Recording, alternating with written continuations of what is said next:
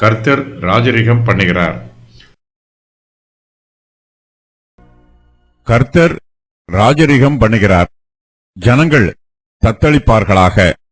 அவர் கேருபீன்களின் மத்தியில் வீற்றிருக்கிறார். பூமி அசைவதாக. கர்த்தர் சீயோனில் பெரியவர். அவர் எல்லா ஜனங்கள் மேலும் உயர்ந்தவர். மகத்துவமும் பயங்கரமுமான உமது நாமத்தை அவர்கள் துதிப்பார்களாக.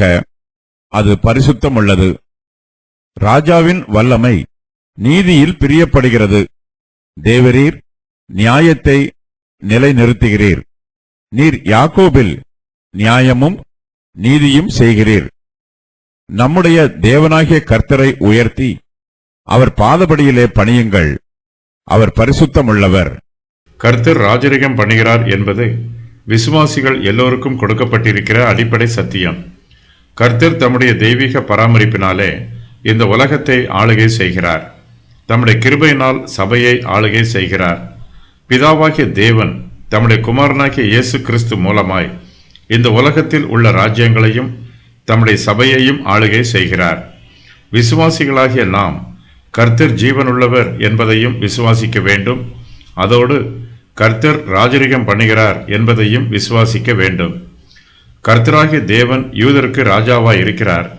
இயேசு கிறிஸ்து சபைக்கு தலையாய் இருப்பது போல கர்த்தர் இஸ்ரவேல் ஜனங்களுக்கு ராஜாவாய் இருக்கிறார். ஆகையினால் ஜனங்கள் தத்தளிப்பார்களாக என்று சங்கீதக்காரர் சொல்லுகிறார். பழைய ஏற்பாட்டு காலம் பயமும் நடுக்கமும் திகிலும் நிரம்பிய காலமாய் இருந்தது.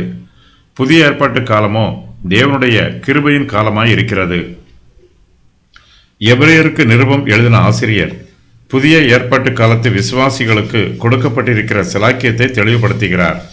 அன்றியும் தொடக்கூடியதும் அக்கினி பற்றி எரிகிறதுமான மலையின் இடத்திற்கும் மந்தாரம், இருள், பெருங்காற்று ஆகிய இவைகள் இடத்திற்கும் எக்கால முழக்கத்தின் இடத்திற்கும் வார்த்தைகளுடைய சத்தத்தின் இடத்திற்கும் நீங்கள் வந்து சேரவில்லை. அந்த சத்தத்தை கேட்டவர்கள் பின்னும் தங்களுக்கு வார்த்தை சொல்லப்படாதபடிக்கு வேண்டிக் கொண்டார்கள். எபிரேயர் 12:18-19. கர்த்தர் ராஜரிகம் பண்ணுகிறார். ஆகையினால் ஜனங்கள் தத்தளிப்பார்களாக என்னும் வாக்கியத்திற்கு ஜனங்கள் மகிழ்ந்து களிகூர்வாளாக என்று வியாக்கியானம் பண்ண வேண்டும். கர்த்தர் ராஜரிகம் பண்ணுவதினால் சமுத்திரமும் அதன் நிறைவும் பூச்சக்கரமும் அதன் குடிகளும் முழங்குவதாக. கர்த்தருக்கு முன்பாக ஆறுகள் கைகொட்டி பர்வதங்கள் ஏகமாய் கம்பீரித்து பாடக்கடவது. பழைய ஏற்பாட்டு காலத்தில் கர்த்தர் மனுஷரை பரிசுத்தமான பயத்தின் வல்லமையினால் ஆளுகை செய்தார். புதிய ஏற்பாட்டு காலத்திலோ தம்முடைய பரிசுத்தமான அன்பின் வல்லமையினால் நம்மை ஆளுகை செய்கிறார். கர்த்தர் ராஜரிகம் பண்ணுகிறார். ஆகையால் பூச்சக்கரம் அசையாதபடி உறுதிப்பட்டிருக்கும். கர்த்தரை நம்புகிறவர்கள் உறுதியாய் நிலைத்திருப்பார்கள். அவர்கள் ஒருபோதும் அசைக்கப்படுவதில்லை. கர்த்தரை விசுவாசியாதவர்களும் அவருக்கு விரோதமாய் கலகம் பண்ணுகிறவர்களும் அசைக்கப்படுவார்கள். அவர்கள் கீழே விழுந்து விடுவார்கள். இயேசு கிறிஸ்துவின் ராஜ்யத்தை யாராலும் அசைக்க முடியாது. அவருடைய சத்தம் அப்பொழுது பூமியை அசைய பண்ணிற்று. இன்னும் ஒரு தரம் நான் பூமியை மாத்திரமல்ல வானத்தையும் அசைய பண்ணுவேன் என்று இப்பொழுது வாக்குத்தத்தம் செய்திருக்கிறார். இன்னும் ஒரு தரம் என்கிற சொல்லானது அசையாதவைகள் நிலைத்திருக்கத்தக்கதாக அசை உள்ளவைகள் உண்டாக்கப்பட்டவைகள் போல் மாறிப்போகும் என்பதை குறிக்கிறது. எபிரேயர் 12:26-27. தேவனுடைய ராஜ்யம் இஸ்ரவேலில் ஸ்தாபிக்கப்பட்டிருக்கிறது. இஸ்ரவேல் ஜனங்கள் கர்த்தரை துதிக்க வேண்டும் என்று சங்கீதக்காரர் சொல்லுகிறார். கர்த்தராகிய தேவன் கேருபீன்களின் மத்தியில் வீற்றிருக்கிறார். கர்த்தர் தம்முடைய கிருபாசனத்தில் இருந்து இஸ்ரவேல் ஜனங்களுக்கு தம்முடைய பிரமாணங்களையும் நியதிகளையும் கொடுக்கிறார். தேவனுடைய மகா பரிசுத்த ஸ்தலத்திலே அவருடைய ஷேக்கனா மகிமை வந்து இறங்கி இருக்கிறது. இது இஸ்ரவேல் ஜனத்தாருக்கு கிடைத்திருக்கிற மிகப்பெரிய பாக்கியம். கர்த்தர் சீயோனில் பெரியவர். யூதாவில் தேவன் அறியப்பட்டவர். இஸ்ரவேலில் அவருடைய நாமம் பெரியது. எருசலேமில் அவருடைய கூடாரமும் சீயோனில் அவருடைய வாசஸ்தலமும் இருக்கிறது. கர்த்தர் எல்லா ஜனங்கள் மேலும் உயர்ந்தவர். சீயோன் பர்வதத்தில் தேவனுடைய தெய்வீக சுபாவம் பரிபூரணமாய் வெளிப்படுத்தப்பட்டது. மற்ற இடங்களில் தேவனுடைய மகிமை வெளிப்படுத்தப்பட்டதை விட சீயோனிலே பூரணமாய் வெளிப்படுத்தப்பட்டது. ஆகையினால் சீயோனில் வாசம் பண்ணுகிறவர் அங்கு கர்த்தரை துதிக்க வேண்டும். கர்த்தருடைய நாமம் மகத்துவமும் பயங்கரமுமானது. சீயோனில் உள்ளவர்கள் அங்கே கர்த்தருடைய நாமத்தை துதிக்க வேண்டும். கர்த்தருடைய நாமம் பரிசுத்தமுள்ளது. இஸ்ரவேல் ஜனத்தாரை கர்த்தரே ஆளுகை செய்கிறார். அவர்கள் கர்த்தருடைய பிரமாணத்திற்கு கீழ்ப்படிந்து ஜீவிக்க வேண்டும். பிரதான ஆசாரியரும் ஜனத்தின் மூப்பரும் இஸ்ரவேல் புத்திரரை கர்த்தருடைய வார்த்தையின் பிரகாரம் நீதியாய் நியாயம் தீர்க்க வேண்டும். இஸ்ரவேலில் நடைபெறுவது தேவனுடைய தெய்வீக ஆளுகை. எருசலேம் இஸ்ரவேலுக்கு சாட்சியாய் இருக்கிறது. அங்கே இஸ்ரவேலுக்கு சாட்சியாக கர்த்தருடைய ஜனங்களாகிய கோத்திரங்கள் கர்த்தரின் நாமத்தை ஸ்தோத்தரிப்பதற்கு போகும் என்று சங்கீதக்காரர் சொல்லுகிறார். இஸ்ரவேல் ஜனத்தாரை ஆளுகை செய்வதற்கு கர்த்தர் தாவீதை தெரிந்தெடுத்து அவரை ராஜாவாக அபிஷேகம் பண்ணினார். அவர் ஜனங்களை நீதியாக நியாயம் விசாரித்தார். தாவீது ராஜாவின் வல்லமை நீதியில் பிரியப்படுகிறது. தேவரீர் நியாயத்தை நிலைநிறுத்துகிறார். அவர் யாக்கோபில் நீதியும் நியாயமும் செய்கிறார். தாவீது ராஜா வல்லமை உள்ளவர். அவருடைய வல்லமைகள் எல்லாம் தேவனிடமிருந்தே அவருக்கு வந்திருக்கிறது.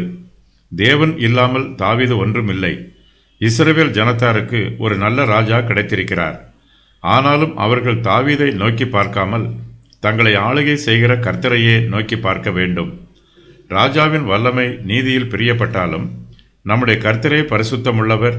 ஆகையினால் நாம் எல்லோரும் நம்முடைய தேவனாகிய கர்த்தரை உயர்த்தி அவருடைய பாதபடியிலே பணிய வேண்டும். தேவனாகிய கர்த்தரே நியாயத்தை நிறுத்துகிறார். தம்முடைய ஜனங்களை ஆளுகை செய்வதற்கு தேவன் பிரமாணங்களை கொடுத்திருக்கிறார். அதன் பிரகாரமாகவே ராஜாக்களும் பிரபுக்களும் இஸ்ரவேல் ஜனங்களை ஆளுகை செய்ய வேண்டும். உலகத்தில் உள்ள எல்லா ஜாதியாரிலும் இஸ்ரவேல் ஜாதியார் கர்த்தருக்கு விசேஷித்தவர்கள். கர்த்தர் அவர்களோடு உடன்படிக்கை செய்கிறார். கர்த்தர் அவர்களை தமது கிருபையினால் பராமரித்து தமது புய பலத்தினால் பாதுகாக்கிறார். இதனால் இஸ்ரவேல் ஜனத்தார் மற்ற ஜனங்களை விட அதிக சந்தோஷத்தோடு இருக்கிறார்கள். இஸ்ரவேல் ஜனங்கள் கர்த்தரை மகிமைப்படுத்த வேண்டும். தேவன் தம்முடைய சபையிலும் நம்முடைய ராஜ்யத்திலும் தம்முடைய ஆளுகையை ஸ்தாபித்திருக்கிறார். தேவனே நம்மை ஆளுகை செய்கிற சர்வ ஆளுநர். ஆகையினால் நாம் நம்முடைய தேவனாகிய கர்த்தரை உயர்த்தி அவருடைய பாதபடியில் பணிய வேண்டும். சங்கீதம் 99 கூறப்பட்டிருக்கிற புத்திமதிகள். ஜனங்கள் தத்தளிப்பார்கள், பூமி அசையும், அவர்கள் கர்த்தருடைய நாமத்தை ஸ்தோத்தரிப்பார்கள். தேவனாகிய கர்த்தரை உயர்த்துங்கள், அவருடைய பாதபடியில் பணியுங்கள். தேவனாகிய கர்த்தரை உயர்த்துங்கள், அவருடைய பரிசுத்த பர்வதத்திற்கு நேராக பணியுங்கள். சங்கீதம் 99 கூறப்பட்டிருக்கிற புத்திமதிகளுக்கான காரணங்கள். கர்த்தர் ராஜரிகம் பண்ணுகிறார். கேருபீன்களின் மத்தியில் வீற்றிருக்கிறார். கர்த்தர் சீயோனில் பெரியவர், எல்லா ஜனங்கள் மேலும் உயர்ந்தவர். அவருடைய நாமம் பரிசுத்தமுள்ளது. கர்த்தர் நீதியில் பிரியப்படுகிறார். தேவரீர் நியாயத்தை நிலைநிறுத்துவார். அவர் யாக்கோபில் நியாயமும் நீதியும் செய்கிறார். அவர் பரிசுத்தமுள்ளவர். விண்ணப்பங்களுக்கு மறு உத்தரவு அருளுவார். கர்த்தர் மேகஸ்தம்பத்தில் இருந்து அவர்களோட பேசினார். அவர் சாட்சி பிரமாணங்களையும் கட்டளைகளையும் அருளினார். அவர்களுக்கு மன்னிக்கிற தேவனாய் இருக்கிறார். அவர்கள் கிரியைகளின் நிமித்தம் நீதியை சரிக்கட்டுகிறார்.